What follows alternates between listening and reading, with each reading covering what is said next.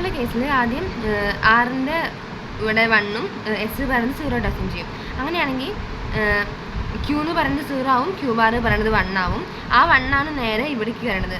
ആ 1 ഇവിടേക്കും കണക്ഷൻ പോകുന്നുണ്ട്, ഇവിടേക്കും കണക്ഷൻ പോകുന്നുണ്ട്. അപ്പം ഇവിടെ വരുമ്പം ഈ പവർ ആംപ്ലിഫയർ പോലെ ഇൻവെർട്ടർ ആയതുകൊണ്ട് അത് ഇവിടെ വന്നുകൊണ്ട് അതിൻ്റെ ഔട്ട്പുട്ട് പറയണത് 0 വരും. അതേപോലെ തന്നെ ഇവിടെ 1 വന്നുകൊണ്ട് ഈ ട്രാൻസിസ്റ്റർ ഓൺ ആവും. ഈ ട്രാൻസിസ്റ്റർ ഓൺ ആകുമ്പം ഈ കപ്പാസിറ്റർ ഇത് കൂടെ ഡിസ്ചാർജ് ചെയ്യാൻ തുടങ്ങും.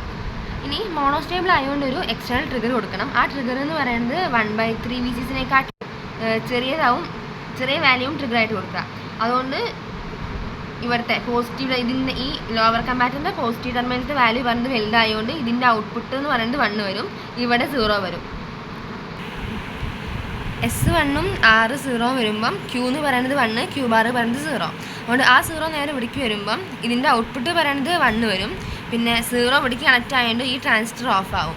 ഈ ട്രാൻസിസ്റ്റർ ഓഫ് ആയതുകൊണ്ട് ഈ കപ്പാസിറ്റർ VCCന്ന് ചാർജ് ചെയ്യാൻ തുടങ്ങും. അങ്ങനെ ചാർജ് ചെയ്തിട്ട് 2/3 VCCനേക്കാട്ടും വലിയ വാല്യൂ വരെ, അതായത് ഇപ്പം ഇവിടെ ഈ കപ്പാസിറ്ററിൽ എത്രയാണോ ചാർജ് ചെയ്തത് ഇതിന് ഡയറക്റ്റായിട്ടൊരു കണക്ഷൻ മുകളിലത്തെ കമ്പാരിറ്ററിൻ്റെ പോസ്റ്റ് ടെർമിനലിലേക്ക് വരുന്നുണ്ട്. അതുകൊണ്ട് ഇതിന് അക്രോസ് ആയിട്ടുള്ള ചാർജ് എന്താണോ അത് തന്നെയായിരിക്കും ഇതിൻ്റെ ഇവിടെ കിട്ടുക. അപ്പം ഇത് ചാർജ് ചെയ്തിട്ട് 2/3 VCCനേക്കാട്ടിലും വലിയ വാല്യൂ ഇവിടെ വരികയാണെങ്കിൽ അപ്പർ കമ്പാരിറ്ററിൻ്റെ ഔട്ട്പുട്ട് എന്ന് പറയുന്നത് 1 വരും, ലോവർ കമ്പാരിറ്ററിൻ്റെ 0 വരും. അതുകൊണ്ട് ഇത് പിന്നെയും ആറിൻ്റെ വാല്യൂ 1ഉം എസിൻ്റെ വാല്യൂ 0 വരും. അതുകൊണ്ട് ക്യൂ എന്ന് പറയുന്നത് 0, ക്യൂ ബാർ എന്ന് പറയുന്നത് 1. അങ്ങനെ നേരത്തെ പോലെ തന്നെ റിപ്പീറ്റ് ചെയ്യും. ഇനി അൺസ്റ്റേബിളിൻ്റെ കേസിൽ S1ഉം R0 അസ്യൂം ചെയ്യും.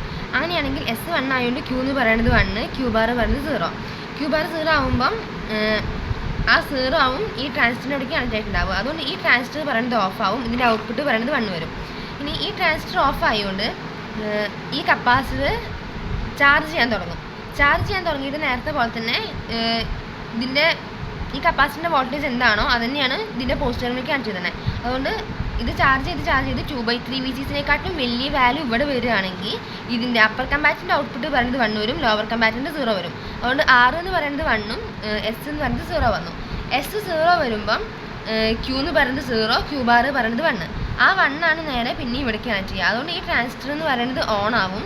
ഈ ട്രാൻസിസ്റ്റർ ഓൺ ആവുമ്പം ഈ കപ്പാസിറ്റർ RBയിൽ കൂടെ, അതായത് ഇതിൽ കൂടെ ഡിസ്ചാർജ് ചെയ്തിട്ട് 0 ആവും. അതുകൊണ്ട് ഈ സാധനം ഡിസ്ചാർജ് ചെയ്തിട്ട് 1/3 VCCനേക്കാട്ടിലും ചെറിയ വാല്യൂ ഇവിടെ വരികയാണെങ്കിൽ ലോവർ കമ്പാറ്ററിൻ്റെ ഔട്ട്പുട്ട് പറയണത് 1 വരും, അപ്പർ കമ്പാറ്ററിൻ്റെ ഔട്ട്പുട്ട് പറയുന്നത് 0 വരും. അതുകൊണ്ട് പിന്നെയും എസിൻ്റെ വാല്യൂ 1, ആറിൻ്റെ വാല്യൂ 0. അതുകൊണ്ട് നേരത്തെ പറഞ്ഞ് റിപ്പീറ്റ് ചെയ്യും.